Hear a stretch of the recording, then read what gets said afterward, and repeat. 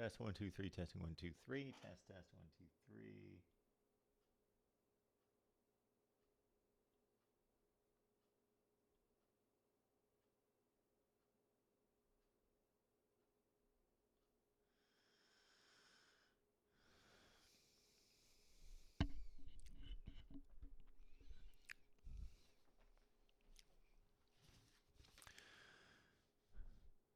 Welcome in, everyone. It's Mark Rogers TV, the voice of college football, breaking down the Big Ten. We are going to as many games as we possibly can get to, preparing you for week one of the college football season.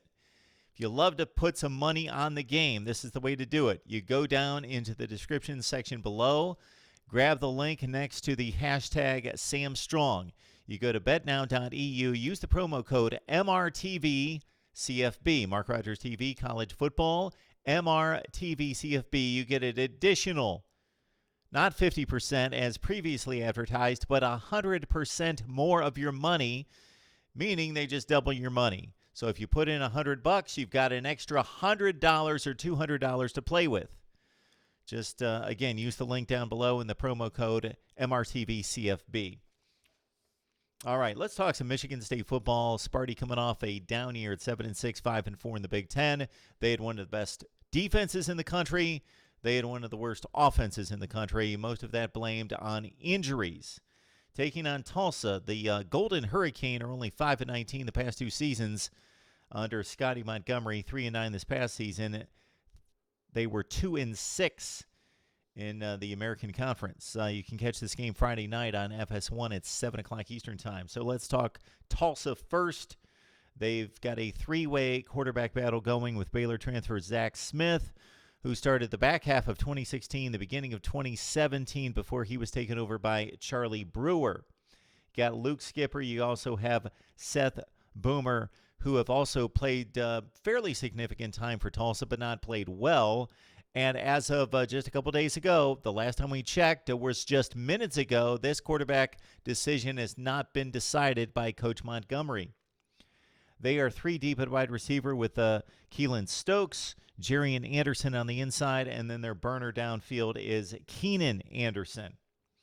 Bill Young was their defensive coordinator. After 50 years, he finally steps away from football. He had a tremendous run running defenses across the country at places like USC, Ohio State, Miami, and Oklahoma when the Sooners were really good on defense. But he steps aside, and he had a downer of a final year as the Golden Hurricane were 96th in the nation in advanced metrics defense, the S&P Plus. They do have 11 of their top 12 tacklers back, and a senior in Cooper Emiston and Zarin Collins, two of their star linebackers. Those are probably the two best players on the Tulsa defense. Those guys are back. Okay, let's talk Michigan State. That's what most of you care about, are the Spartans. The discrepancy in offense versus defensive performance, I liken it to Miami's, the biggest discrepancy in the nation. The offense, Brian Lewerke had a tremendous sophomore season when they won 10 games, and he threw 20 touchdown passes. Last year, 8 TDs, 11 picks, but he had the bad shoulder. He could barely raise his shoulder level, and it just showed. He's a gamer. He's a baller, not a significant player, not a dynamic player, not a big arm, NFL arm guy. So when he hurt his shoulder, it was really ugly, and the offense suffered. Felton Davis, Michigan State's best receiver, was down for most of the season. Now he's gone off to the NFL. The two best players on the outside coming back would be Darrell Stewart, who caught 46 passes, and Cody White, 42 receptions. By the way, Michigan State no longer runs the ball, or runs it well. And that's what you consider Michigan State football to be. Defense, lockdown defense, and run the ball. Power running game. Offensive line surge, just a bruising, rushing attack for Michigan State. That's what they're known for under Mark D'Antonio. But for the past 5 years, they've not been a good running football team ever since the keys were given to Connor Cook and they made the college football playoff in 2015. That was a passing offense, and that was the first of several.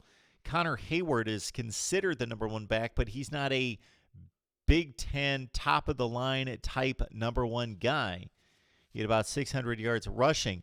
The rushing offense for Michigan State last year ranked 124 in the nation. In scoring, they were 126th in the country. Again, there were 48 games missed by 10 starters, but at the same time, Michigan State just putrid on offense. Great on defense. Will they be this good again? They were number one in the country in giving up just 78 yards per game on the ground. They've got all four starters coming back along the defensive front, including all Big Ten player Kenny Willekes, who had 20.5 tackles for loss, and also Raekwon Williams, one of the best in the middle. Joe Bachie's one of the best in the Big Ten, one of the best in the nation at linebacker. He's all over the place. Tyreek Thompson, look out for him. He's an up-and-comer. In the defensive backfield, you got Josiah Scott at cornerback. We've been watching him play for a few years, and it's another version of the no-fly zone for Michigan State with Xavier Henderson. His emergence is going to be key as Kyrie Willis moves on as well. So, Michigan State, Tulsa. Sparty is tripped up, not lost the games, but they've looked lackluster in opening weekends of play against the likes of a number of Michigan schools from the MAC. We saw it last year against Utah State, only winning 38-31 when Michigan State was ranked in the top 10. This time, Tulsa's not nearly good enough to stay with Michigan State. Spartans win this one 31-13, our prediction of Michigan State football.